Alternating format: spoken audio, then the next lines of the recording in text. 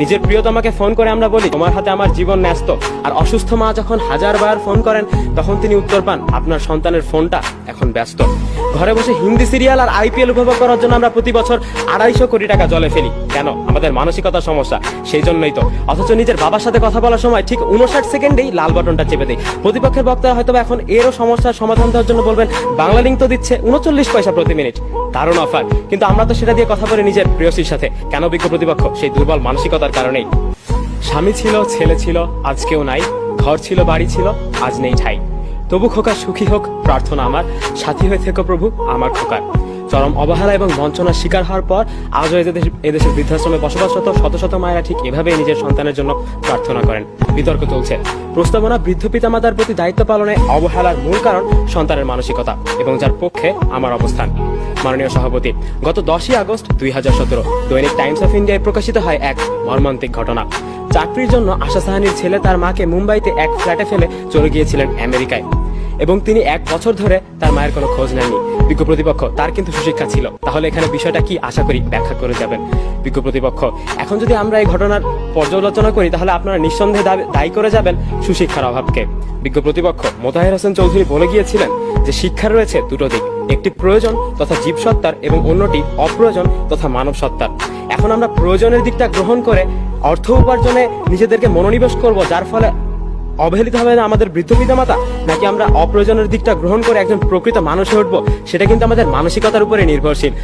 বিজ্ঞ প্রতিপক্ষ, আজ আমরা যদি কোনো কারণে সেই সমস্ত শিক্ষা যা কিনা আমাদের অর্থের দিকে ঠেলে দিচ্ছে, সেই সমস্ত শিক্ষা যার ফলে কিনা আজ আমাদের বৃদ্ধ পিতামাতার অবহেলিত হচ্ছে, তার দিকে ধাবিত হই, তাহলে সেটা গ্রহণ করা কিন্তু নিঃসন্দেহে আমাদের দুর্বল মানসিকতারই পরিচয়। তাই পরোক্ষভাবে আমাদের যুক্তিকে সমর্থন করার জন্য আমি আপনাদের আবারও ধন্যবাদ জানাতে চাই।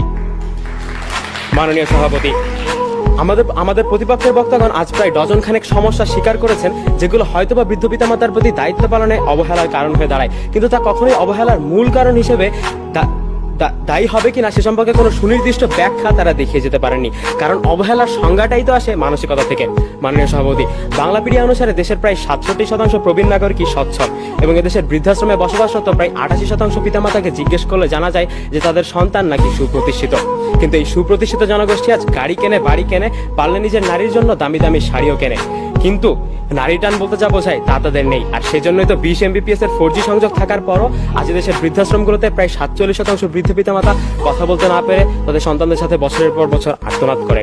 মাননীয় সভাপতি, বাংলাদেশে গণপ্রজাতন্ত্রী সরকার কিন্তু ঠিকই সারা দেশের মোট 4451টি ইউনিয়ন পরিষদে স্বাস্থ্যসেবা কেন্দ্র চালু করেছে, কিন্তু অত্যন্ত দুঃখজনক হলেও সত্য যে সেখানে যতজন মানুষ প্রতিদিন ভিড় জমান নিজের বৃদ্ধ পিতামাতার স্বাস্থ্যসেবা নেওয়ার জন্য, তার থেকে বেশি সংখ্যক মানুষ প্রতিদিনই ভিড় জমান সিনেপ্লেক্স কিংবা ব্লকবাস্টারে। বিজ্ঞ প্রতিপক্ষ, যেখানে শহর এবং গ্রাম মিলিয়ে সারা দেশে 4 লাখেরও বেশি মাদকাসক্ত কিশোরের মানসিকতা যৌবনে পদার্পণের আগে থেকেই বিকৃত, সেখানে বৃদ্ধ বয়সে নিজের পিতামাতাকে সেবা করার প্রসঙ্গ আসবেই বা কোত্থেকে?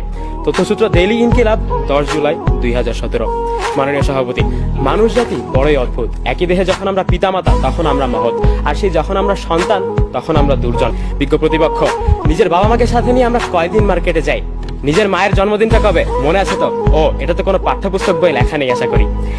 বিজ্ঞ প্রতিপক্ষ, আজ ইচ্ছা থাকলে উপায় হয়, গল্পটা আমরা সবাই জানি, কিন্তু কলসের নিচে জমে থাকা পানির মতো সময়ও আপনা আপনি কারো কাছে এসে ধরা দেয় না, ইচ্ছার জোরে সময় বের করে নিতে হয়। বিজ্ঞ প্রতিপক্ষ, আজ আপনারা পৃথিবীর সমস্ত সমস্যার সমাধান করলো, কারো মাঝে যদি সেই ইচ্ছাটুকুই না থাকে তাহলে তার পক্ষে কিন্তু বৃদ্ধ পিতামাতার প্রতি দায়িত্ব পালন কখনোই সম্ভব নয়। আর অনিচ্ছা সে তো দুর্বল মানসিকতারই পরিচয়। মাননীয় সভাপতি, শেষ করছি একজন বীরত্বগাথা মহান মানসিকতা সম্পন্ন সন্তানের গল্প দিয়ে। অর্থের অভাবে নিজের অসুস্থ মাকে ভ্যানে করে হাসপাতালে নিয়ে যাবার সামর্থ্য তার ছিল না। বিজ্ঞ প্রতিপক্ষ, লক্ষ্য করে দেখুন, তার কিন্তু ছিল না কোনো বিদ্যালয়গত কিংবা প্রাতিষ্ঠানিক শিক্ষা, কিন্তু সেই অক্ষমতা তাকে থামিয়ে রাখেনি। মানসিকতা এবং ভালোবাসার জোরেই তিনি নিজের অসুস্থ মাকে কাঁধে তুলে পায়ে হেঁটে পাড়ি দিয়েছিলেন প্রায় 7 কিলোমিটার পথ। বিজ্ঞ প্রতিপক্ষ, তিনি সাতক্ষীরার সাইফুল ইসলাম। তথ্যসূত্র ইত্যাদি, বাংলাদেশ টেলিভিশন। বিজ্ঞ প্রতিপক্ষ, উদ্দেশ্যহীন বিতর্ক যেমন নিরর্থক, ঠিক তেমনি ভালোবাসাহীন মানসিকতা নিয়ে নিজের বৃদ্ধ পিতামাতার প্রতি দায়িত্ব পালনও অসম্ভব। তাই নিজের বৃদ্ধ পিতামাতাকে ভালোবাসার লক্ষ্যে আজ সুস্থ, সুন্দর এবং পরিশীলিত মানসিকতার অধিকারী হয়ে উঠুক এই পৃথিবীর প্রতিটি সন্তান। এই আশাবাদ ব্যক্ত করেই আমি আমার বক্তব্য শেষ করছি। ধন্যবাদ মাননীয় সভাপতি।